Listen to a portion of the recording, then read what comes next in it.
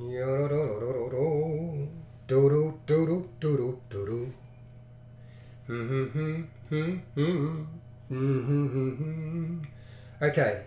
alright, it's up, it's ready, it's working, that's good news. So for anybody who's currently in the room, as always I will answer questions, but start posting your questions in the chat box so that I can get to them near the end. I will answer questions at the end of this presentation. This is going to be quite a quick one. I don't think it'll take me very long, and then we'll be moving on. So we will get started. And I know this sounds like I'm starting real fast, but I'm just trying to keep the shorter videos live streamed. That's my intention for now. So keep posting your questions. How's it going, Joseph? As I said, if you have any questions, start posting your questions now, because this will be a very short live stream. Okay, let's start. Hi, welcome to How to D&D. My name is Fred Wheeler, and today I want to talk about Dungeons & Dragons 5e, and we're going to talk about the Dungeon Master's Guide variant rules. There is the slow natural healing option available to you. If you have a look in the Dungeon Master's Guide, there is an option for doing that. And one of the things about slow natural healing is it tries to make things a little bit more realistic, a bit more gritty, a little bit... Well, it is essentially just trying to make it harder for them to regain hit points. So slow natural healing is an optional or variant rule. It is part of Dungeons & Dragons 5e if you want it, but it's not part of the core rules for the game. If you actually want to go and check out the page number for this particular variant rule, it is on 267 of the Dungeon Master's Guide, and you can see the details for slow natural healing. And I'm going to read it out, and then I'm going to go through and talk about some of the pros and cons and my view of how this will work in your game should you decide to use it. So starting off, characters don't regain hit points at the end of a long rest. Okay, instead a character can spend hit dice to heal at the end of a long rest, just as they would with a short rest. So instead of using your hit dice at the end of a short rest, you can now use your hit dice at the end of a long rest. And instead of being able to get back all of your hit points without using hit dice at the end of a long rest, that won't take place. You have to actually have hit dice to spend. This is an optional rule that is supposed to prolong the amount of time that characters need to recover from their wounds, or maybe it's just fatigue, things like that. They're going to have to benefit more from magical healing, and it's supposed to make your campaign more realistic, make it more like real life. But Dungeons & Dragons isn't really real life. We are talking about a fantasy game. So let us talk about the pros, the things that are good about using this particular variant rule. So it's definitely more realistic. It's going to feel a lot less like a superhero game. In terms of the feel of your campaign, it's going to feel more realistic. In terms of how the game plays out mechanically, it's going to be more realistic. Absolutely can't disagree with that. It's going to be easier for the Dungeon Master to challenge and threaten the player's characters. So it's not so much at low levels, but at higher levels, certainly it gets harder to actually challenge your players, because they've got such a huge resource of healing available to them that is not magical, that does not rely on potions, scrolls, wands, or even spells.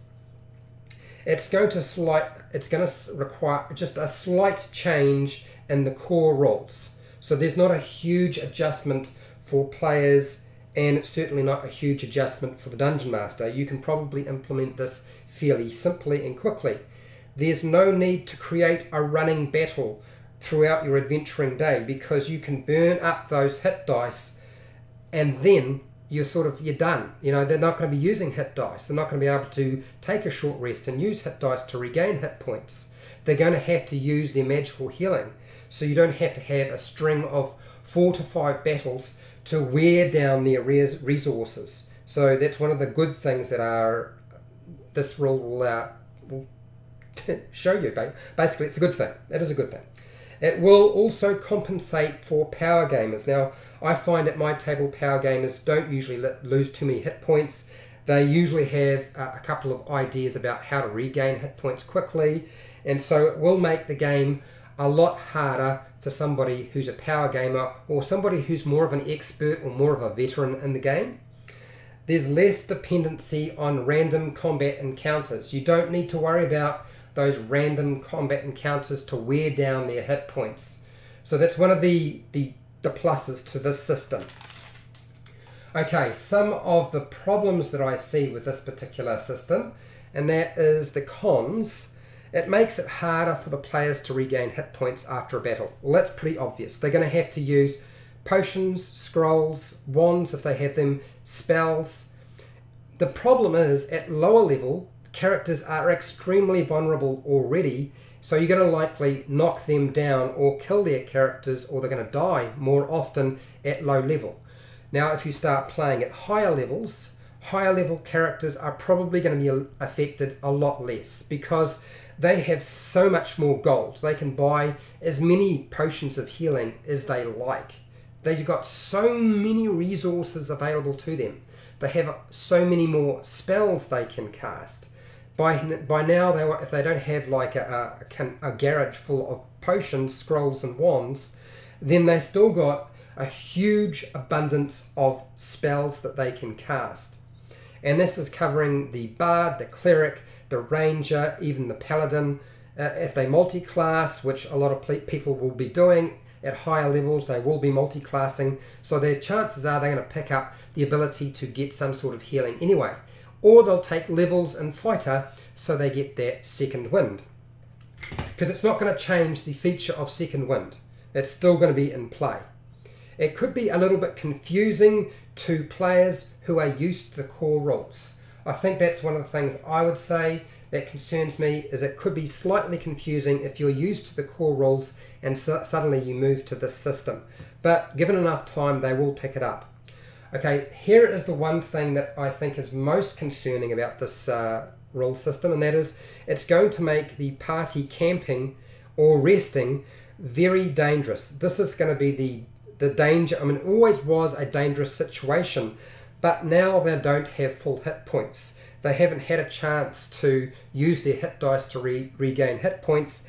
They're going to have to rely on magical healing, as I said. So at higher levels, not so much of a problem, but low level games, usually they have expended all of their resources within the first or second battle. After one or two battles, they are spent and they've got nothing left. It also means that night ambushes by creatures against the sentry who's on duty is going to cause more of a problem, and also problematic for the party, who then have to deal with the fact that they are probably sitting on depleted hit points. They're not on full hit points, more than likely at low level. Higher level, chances are they are, but they will be depleted. Therefore, night ambushes by the Dungeon Master will have a significant effect on the game. And the other thing is, we always complained and whined and moaned about the 15-minute adventuring day. Now, the 15-minute adventuring day still essentially exists in Dungeons & Dragons 5e, but it's now going to turn into more like a 15 to 30 second adventuring day when you apply this particular rule at low level, and may even affect, no, I think it's less likely to be effective at higher level, but at low level, I think it's entirely possible you could wind up with a 15-second to 30-second adventuring day. You know, what, 3 rounds, 6 rounds of combat, however you play that out, and then they're probably expended and they've got nothing left, particularly at first level. Those are the things and issues that I see with this particular system. And it's not necessarily going to be a problem provided you have a Dungeon Master and players who like this sort of game. So if you don't have players who like a gritty, harder game where it's harder to get their hit points back, this is going right back to how the game used to be played, where you had to do things to avoid combat. You're essentially going to have to use your brain and not engage in combat, or set up a situation where you take as little damage as possible. You're going to have to rely on cover. You're going to have to make sure you take the dodge action. You're going to have to drop prone, particularly if you're shooting at range or they're shooting at range at you, so you're a harder target to hit. All of those things are going to be really important. Okay, so that's all I have to say about slow natural healing in the Dungeons and Dragons 5e rule system. And as I said, you can find that in the Dungeon Master's Guide. If you found this useful or helpful, please share and like the video. If you're not already subscribed, then this is a good time to subscribe. Hit that subscribe button, hit the bell button beside the subscribe button on my channel or under the video, and that will notify you when I go live, and I go live a lot, and when I publish a new video. If you want to support my channel, then watch more of my videos. It's great, I get a bit of AdSense revenue that's helpful to me. Also too, I don't do Patreon, but down in the description there are affiliate links. You click on those, you can buy stuff online. I get a small commission and you pay exactly the same price. And if you don't buy online, don't worry about it, it's all right. Now, if you have any kind of questions, this is the time in the chat box to start asking questions about this. And maybe you have an experience with this, maybe you've used this system, maybe I've missed something out. This is a good chance to ask questions, bounce ideas off people and see where it goes. If you have questions, you can also put your questions down in the comments, or if you have feedback, you've used the system before, you can put that down in the comments later on. And hey, till next time, keep rolling those 20s. Okay, I'm still here, and we will go through and have a look at what people have to say about slow natural healing, because I'm not an expert in slow natural healing. All I've done is looked at the rule system and I've applied it to what I know of what has taken place in other games where a dungeon master has applied something like this. Won't be exactly the same, but something like this. Okay, so Joseph, can you use medicine to heal party members? No, well, if you've got, you mean medicine as in like a potion, there's no rules in the core rules that say medicine will give you hit points back. The potion of healing or healing potions will do that, but making a medicine check usually will only stabilize a character. It's really up to you as the dungeon master. The medicine skill check you can use if you decide that they get if they get a 20, that they can get some hit points back. You could apply that to your game. There's nothing wrong with you doing that. You are the dungeon master. If your players like that and you like that and you want to do that, you can. It is not written down anywhere, so I'm not going to comment as it being a rule that is definitely set in concrete.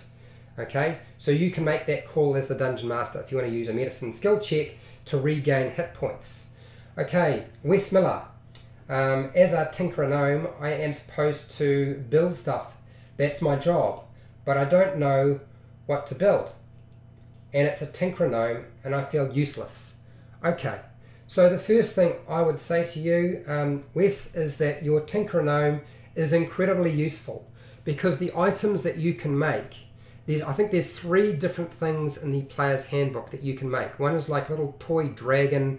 I can't remember the other 2, but I know about the little toy dragon because we just had this come up in my game not so long ago on Wednesday. And basically you can make these, and why not sell them? Make them and sell them and make money. Make them and give them to somebody as a gift, as a negotiating, maybe a negotiating bargain, a gift to soften up the deal. This is what my players did. So the items that you make can be really, really useful. In terms of what else could you make that would be useful in terms of a tinkerer? Well, why not make a timepiece, a clock? I mean, it doesn't have to be a sundial. You could literally build yourself a clock. It doesn't have to be a super modern clock, but why not do that? Or maybe you make something else that has another purpose. Even making a compass that they can wear. It's a very simple piece of equipment, but maybe you can build something else into it. I think the topic of what does the tinkerer gnome make with their skill to be useful to the party is, honestly, Wes, I feel like that's another video for me to be able to go into more detail other than what I've just said. Hopefully that was useful to you, Wes. If it wasn't, you let me know right now, and if it's not useful, then I will write some notes and we'll do another video on that topic at a later date. Okay, Joseph. For the Jinsai, have spells, do you need to have a magic class to use this? No, look, any spells that are associated with your racial class, you can just use. There's no requirement to have a class that casts spells, because it's part of that particular race, their ability to cast these spells or cast something as if it was a spell. Maybe it's just a feature they can do often. One of the things you'll find with the racial spells is it's a spell-like ability. In other words, often they are cantrips. They can cast these things as many times as they like, or maybe it's got one day, you can use it once per day, or once and then they're going to have a long rest or a short rest. There's all sorts of provisos with those different abilities. So no, you do not have to have a magic casting class to use the spells that are associated with a racial class. Hopefully that answered your question, Joseph. Okay, well, we've rattled through everybody's questions, so I think this is probably a good point to finish up, and I will see you guys tomorrow. I want to say just briefly though, Joseph, yes, you're absolutely welcome. A monk, Gensai Fire. Why not? Sounds good to me. So I just wanted to say very quickly that I've got employment. I'm going to be starting work shortly, which means that my live streams will be running later, but they will get scheduled.